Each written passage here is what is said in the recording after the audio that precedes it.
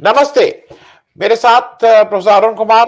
हमेशा की तरह कुछ चीजें समझने के लिए कल Q2 का जीडीपी डेटा आया है। Q2 मतलब जुलाई से सितंबर के जो देश में प्रोडक्शन हुआ है, जो इंडस्ट्रियल वो हुआ है, जो भी आर्थिक काम हुआ, उसके डेटा सरकार ने रिलीज किए हैं। प्रोफेसर साहब से बेहतर कोई हम लोगों को ये समझा नहीं सकता है, क्योंकि ये थोड़ा मुश्किल चीज होती है आम आदमी को समझना। क्योंकि वो जो समझाना है वो किस तरह से सरकार पेश करती है, डेटा क्या होता है, मुश्किल है। मोटे तौर पे जो समझ में आया है कि Q1 में हमारी जो ग्रोथ रेट था वो 13.5 था, जो Q2 में गिर के 6.5 हो गया है। और पिछले साल का Q2 देखें अगर 2021 का, तो वो 8.4 था, वो भी इससे बेहतर था।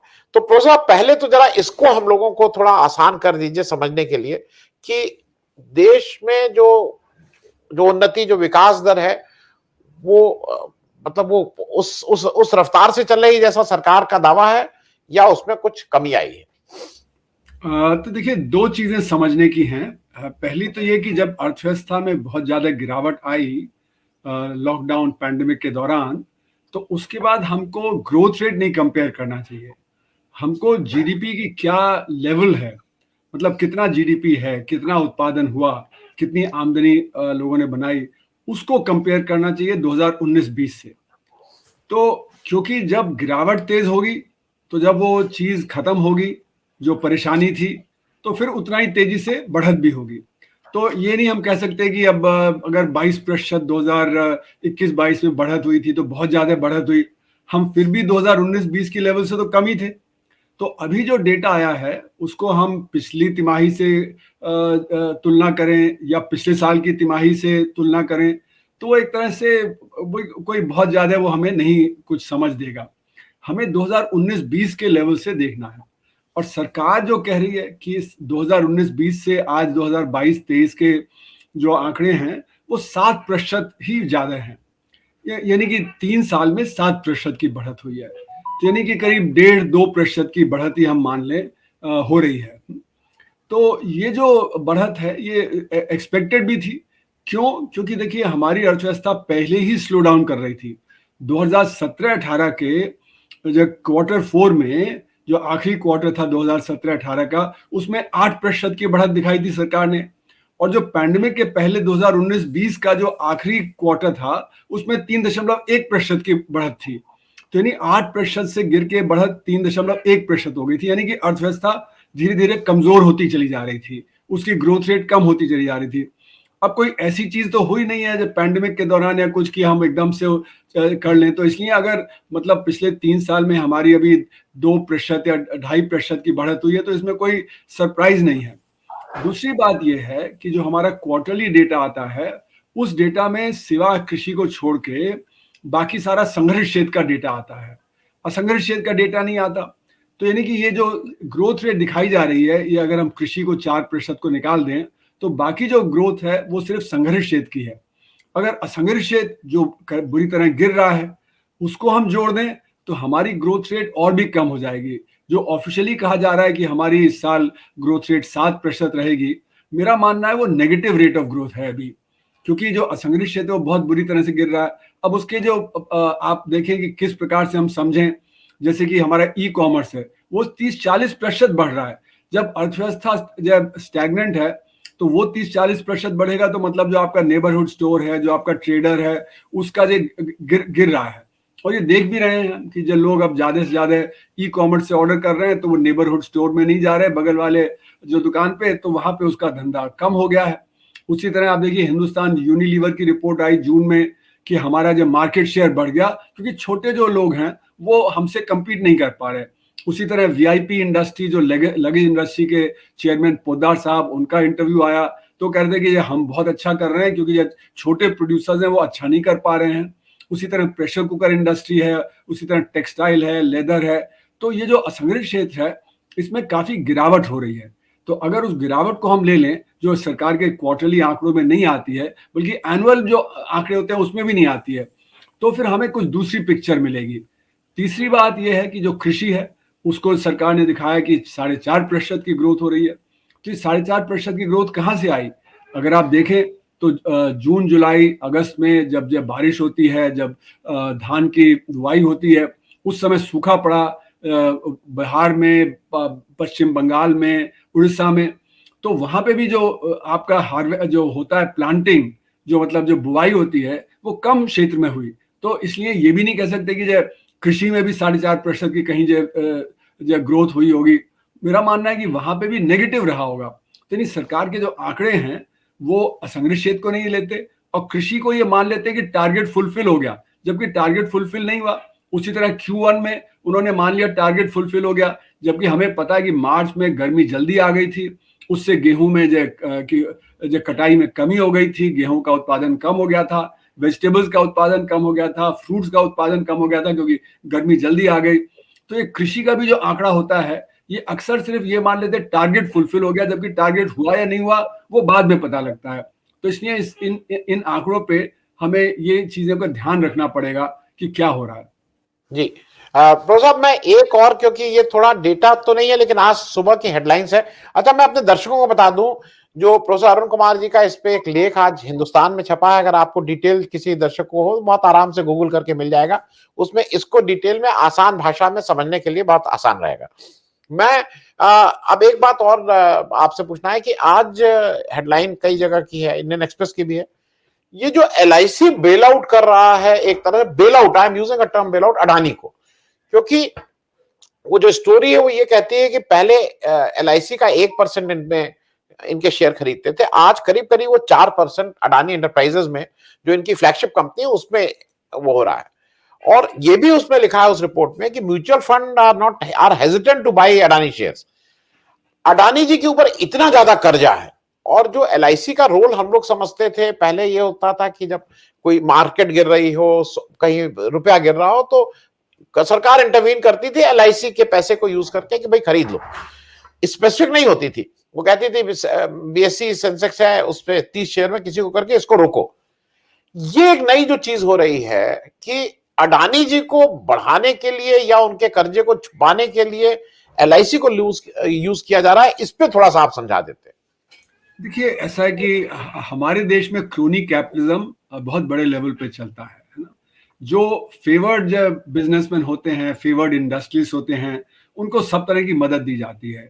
और अभी यही दिख रहा है कि जो आपने अडानी जी का बताया कि वो हर क्षेत्र में, सारे इंफ्रास्ट्रक्चर के क्षेत्र में उनको प्रोजेक्ट्स मिल रहे हैं, वो चाहे पोर्ट हो, चाहे एयरपोर्ट हो, वो चाहे जो इंफ्रास्ट्रक्चर के कोल का हो, चाहे सड़कों का हो, और बाकी अभी सीमेंट का हुआ, और इसी तरह से और जो क्षेत्र हैं धार्विका रिहेबिलिटेशन, जी हाँ, धार्विका, सभी जितने भी इंफ्रास्ट्रक्चर प्रोजेक्ट हैं उनको आगे किया जा रहा है, उनको मदद पहुंचाई जा रही है। तो ये LIC तो सरकार के जो दबाव में है, बैंक सरकार के दबाव में है, तो उनको लोन भी मिल जाता है, और यहाँ पे उनके जो शेयर में जो इक्विटी भी जो दी जा रही है। तो ये क्रोनी कैपिटलिज्म का एक हिस्सा है हमारे देश में, और इसका परिणाम पहले भी हो चुका है कि NPA बहुत ज्यादा हो जाते हैं। तो अगर अगर जैसे हमारी अर्थव्यवस्था है, अब दुनिया की अर्थव्यवस्था रिसेशन में जा रही है, अगर हमारी भी अर्थव्यवस्था रिसेशन में जाने लगे तो बहुत बड़ा लॉस हो जाएगा। जो ये इंफ्रास्ट्रक्चर प्रोजेक्ट हैं, जहाँ पे कि बहुत ज्यादा कर्ज कंपनियां डूबी हुई हैं। तो इसलिए मेरा मानना है कि एक खतरे की घंटी है, और इसीलिए म्यूचुअल फंड उसमें इन्वेस्ट नहीं कर रहे, क्योंकि म्यूचुअल फंड जो प्राइवेट सेक्टर के हैं ज्यादातर, और वो आंसरेबल हैं जो उनके जो इन्वेस्टर्स हैं उनके लिए। और जहाँ जहाँ की LIC है, वो तो सरकार चलाती है, सरकार उनको जो निर्देश देगी वो करेंगे। तो इसलिए ये मेरा मानना है कि एक खतरे की घंटी है, कि LIC के लिए भी और अडानी के जो प्रोजेक्ट्स हैं उनके लिए भी, कि अडानी का जो इतना बड़ा लोन पोर्टफोलियो है, उन्होंने दबाव डाल के बाहर से भी इक्विटी मंगाई है, जैसे कतार वगैरह से, क्योंकि बाहर वालों को भी लगता है कि जब सरकार की सपोर्ट है तो कंपनी तो डूबेगी नहीं, और अगर जो कंपनी को प्रॉब्लम हुई तो सरकार बेल आउट कर देगी। तो बाहर से भी वो इक्विटी ला रहे हैं, और उस बेसिस पे वो कह रहे हैं कि नहीं, हमारा ऋण इतना नहीं है, जबकि उनका ऋण बहुत ज्यादा है। तो वो हर तरह से उनको मदद मिल रही है, बाहर से भी मिल रही है, अंदर से भी मिल रही है, क्योंकि जब सबको पता है कि जो हमारे जो पावर्स टू बी, उनका हाथ उनके सिर पे है, तो कुछ होगा नहीं उनको, तो सब तरह से उनको फायदा हो रहा है। पर ये LIC के लिए खतरे की घंटी है। प्रोफेसर साहब, एक चीज और, क्योंकि वो मैंने कल जब मैं उसको देख रहा था, वो डेटा मेरे नजर में आया, मैं आपसे पूछ लूं, G20 का जो गठन हुआ था आज से 20-22 साल पहले, वो जो समझ में आता है वो इंटर गवर्नमेंटल इकोनॉमिक कोऑपरेशन की वजह से, आर्थिक सहयोग, आर्थिक दृष्टि से, और उसका हिंदुस्तान इस बार होस्ट कर रहा है। उसकी वजह से हमारे प्राइम मिनिस्टर साहब को उसकी प्रेसिडेंटशिप मिली है। कल एक फुल पेज एड निकला जिसमें ऐसा लगा कि वो कोई अचीव हुआ, हालांकि वो रोटेशनल बेसिस पे है। 16 हमसे पहले जो 16 लोगों ने और किया। जिस तरफ मैं आपका ध्यान दिलाना चाह रहा हूं और आपसे पूछना चाह रहा हूं, इसमें कुल 20 सदस्य हैं, 19 देश और यूरोपियन यूनियन 20 लोग हैं। इनका जब मैं इंडेक्स वो देख रहा था, वो ये 22 साल हो गया इसको चलते, 23 साल। हिंदुस्तान जो PPP GDP per capita US dollar 2022 का जो टेबल है, उसमें इस पूरे 22 में सबसे आखिरी नंबर पे है, 20वें नंबर पे खड़ा हुआ है। और वो मैं फिगर भी बता दूं, $8,293 यहां का है, और हमसे ऊपर इंडोनेशिया 14,638। जो मैं कहना चाह रहा हूं, अच्छा, ह्यूमन डेवलपमेंट इंडेक्स पे भी हम लास्ट नंबर पे उस 20 देशों में, कि अगर 23-24 साल में भी हमारी हालत सबसे नीचे से नीचे की ही रही, तो ये G20 क्या है? मतलब ये G20 क्या है? ये क्या हमारे लिए क्या इसका फायदा है? देखिए, G20 एक ग्लोबल ऑर्गेनाइजेशन है, जैसे कि WTO है, IMF है, वर्ल्ड बैंक है। तो ये जो हमारे जैसे सैमुअलसन साहब ने कहा कि जो ग्लोबल मार्केट है वो तो परचेजिंग पावर पे डिपेंड करते हैं कि किसकी कितनी परचेजिंग पावर है, जिसको उन्होंने कहा डॉलर वोट। तो हमारा डॉलर वोट सबसे कम है, यानी प्रति व्यक्ति आय, जैसे आपने बताया, वो G20 में सबसे कम है। तो इकोनॉमिकली हम सबसे कमजोर हैं उसमें, और जो हाशिए पे खड़ा होता है वो और हाशिए पे चला जाता है। तो जो बाकी देश हैं वो उसका फायदा उठाते हैं क्योंकि उनके परचेजिंग पावर है, जो नीतियां हैं वो चलाते हैं। तो उसको वॉशिंगटन कंसेंसस कहा गया, जो विलियमसन साहब ने 1989 में कहा कि जितने भी संस्थाएं हैं वॉशिंगटन बेस्ड, वो सब एक मार्केट के कंसेंसस पे चलते हैं। तो मार्केट में तो हम कमजोर हैं, वो देश ज्यादा तरक्की कर चुके हैं, ज्यादा उनका परचेजिंग पावर है। तो इसलिए G20 या हो या WTO हो या IMF हो या वर्ल्ड बैंक में हमारी उतनी नहीं चलती है वहां पे जितना कि और जो अमीर देशों का है। तो अमीर देश ही डिसाइड करते हैं कि क्या होगा, किस प्रकार से होगा। अब G20 की जो प्रेसिडेंटशिप आई है उसमें हम एजेंडा जरूर कर सकते हैं कि अब ये इशू है या ये इशू है या ये इशू है जिस पे हमको बात करनी चाहिए। पर हर इशू में, जैसे आपने बताया ह्यूमन डेवलपमेंट इंडेक्स हुआ या बाकी, उसमें तो हम सबसे कमजोर हैं G20 में। तो हमें उससे इतना फायदा नहीं होगा, और इसीलिए हमने देखा जैसे आरसेप हुआ, आरसेप में हमारी टीम गई साइन करने और आखिरी मिनट पे विड्रॉ कर लिया कि उससे चीन को फायदा होगा। उसी तरह फ्री ट्रेड एग्रीमेंट है, बाकी देशों के साथ हमने फ्री ट्रेड एग्रीमेंट किया, पाया कि जब उन देशों को ज्यादा फायदा हुआ, हमें फायदा नहीं हुआ। तो वही जो डर है कि G20 में भी अगर हमें टेक्नोलॉजी में बढ़त नहीं मिलती, अगर हमारी जो ग्रोथ सही नहीं होती, तो हम वहां पे भी मार्जिनलाइज हो जाएंगे। तो कहने को तो हमें प्रेसिडेंटशिप मिल गई, लेकिन उससे हमें फायदा होगा या बाकियों को और फायदा होगा, ये देखने की बात है। और अभी जैसे कि आंकड़े आपने कहा जो आए, क्वार्टरली आंकड़े आए तिमाही के, तो उसमें हमारा मैन्युफैक्चरिंग गिर रहा है, हमारा माइनिंग एंड मिनरल सेक्टर गिर रहा है। अगर हमारा मैन्युफैक्चरिंग गिर रहा है और जो ये बड़ा सेक्टर है वो माइनिंग वाला, वो भी गिर रहा है, तो इसका मतलब है कि हमारी अर्थव्यवस्था कमजोरी की दिशा में जा रही। और जैसे मैंने कहा कि अगर असंगठित क्षेत्र को जोड़ लें तो हमारा रेट ऑफ ग्रोथ अभी नेगेटिव है। अब इतनी कमजोरी के साथ अगर हम जो दुनिया के पटल पे जो वो करेंगे बार्गेन, तो हमें मतलब उतना फायदा नहीं होगा जितना कि बाकी और देशों को होगा, क्योंकि जो ग्लोबल मार्केट है उसमें तो जिसकी जितनी ताकत होती है उतना वो ताकत लगाता है। हमारी ताकत कम होगी तो हम उतनी ताकत नहीं लगा पाएंगे। इंडोनेशिया भी हमसे आगे है, जैसे आपने बताया। तो G20 हो या फ्री ट्रेड एग्रीमेंट हो या आरसेप हो या WTO हो, IMF हो, ये सारी संस्थाओं में हम मार्जिन पे चले जाते हैं क्योंकि हमारी कमजोरी है, हमारे पास टेक्नोलॉजी नहीं है, हमारे पास पर कैपिटा इनकम बहुत कम है। तो हमें एफर्ट करके अपनी टेक्नोलॉजी डेवलप करना है। हमें जो इस समय जो परेशानी है दुनिया में, एक रिसेशन आ रहा है, क्योंकि इस समय अगर आप देखें तो चाइना में जीरो कोविड पॉलिसी चल रही है, जिसके चलते हुए जो मैन्युफैक्चरिंग हब है दुनिया का, वहां से सप्लाईज कम आ रहे हैं, तो सप्लाई बॉटलनेक है। यूक्रेन का युद्ध है, उसकी वजह से सप्लाई बॉटलनेक है, उससे परेशानी है। सारी दुनिया में जो सेंट्रल बैंक है वो अपना इंटरेस्ट रेट बढ़ा रहे हैं, उससे रिसेशन का जो डर है कि रिसेशन आ गया है, यूरोप में है, ब्रिटेन में है, बाकी और देशों में चाइना भी स्लो डाउन है, हम भी। तो कुल मिला के ऐसी स्थिति में हमें देखना है कि हमारी स्ट्रेंथ को हम कैसे आगे बढ़ाएं। उसके लिए हमें क्या करना है, गरीबों को की तरफ देखना है कि वहां से परचेजिंग पावर बढ़ाएं, उनको सपोर्ट करें। उसकी जगह हम क्या कर रहे हैं, बिजनेसेस को सपोर्ट करें। जैसे आपने बताया कि अडानीज को LIC वगैरह का हो रहा है, उससे जो हमारी जो इनइक्वालिटी है, जो खाई है अमीर गरीब के, वो और ज्यादा बढ़ जाएगी।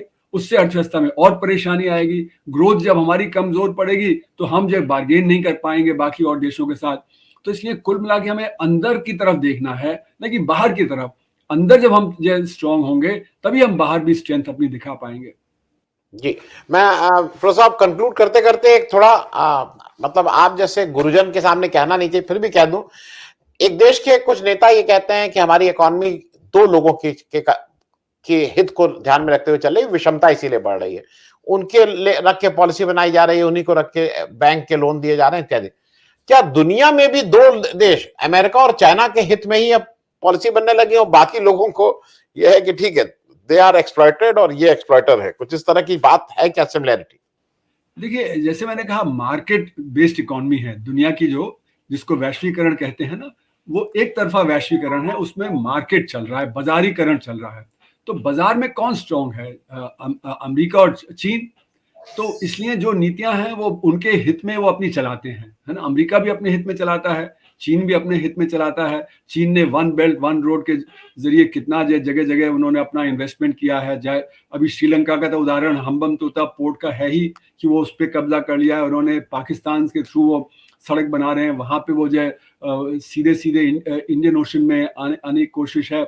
तो ये जो आप कह रहे हैं चीन और अमेरिका का, वो आर्थिक जो शक्ति है वो उसके आधार पे है। वो हमें भी बनानी पड़ेगी अगर हमें दुनिया के पटल पे कुछ हासिल करना है।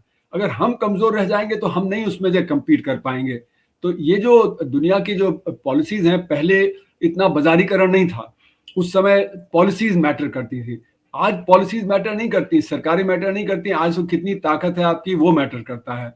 तो ये जो कैपिटलिज्म है, जिसका एक सॉफ्ट पेस था जब तक कि सोवियत यूनियन एक ऑल्टरनेटिव प्रोवाइड करता था, चीन ने भी जो टर्न कर दिया 180 डिग्री, तो अब ऑल्टरनेटिव बचा नहीं सिवा कैपिटलिज्म के।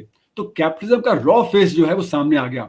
1991 के पहले जो कैपिटलिस्ट देश थे वो एड की बात करते थे, अब वो कैपिटल फ्लोज की बात करते हैं कि आप कैपिटल को कंसेशन दीजिए और फिर आपको कैपिटल मिलेगा। पहले कहते थे कि हम एड दे रहे हैं जिससे कि आपका डेवलपमेंट हो, तो अब डेवलपमेंट जब पिछड़ गया। उसी तरह इक्विटी की बात भी खत्म हो गई है। अब तो यह है कि आपके पास ज्यादा ताकत है तो आप ज्यादा कमा लेंगे।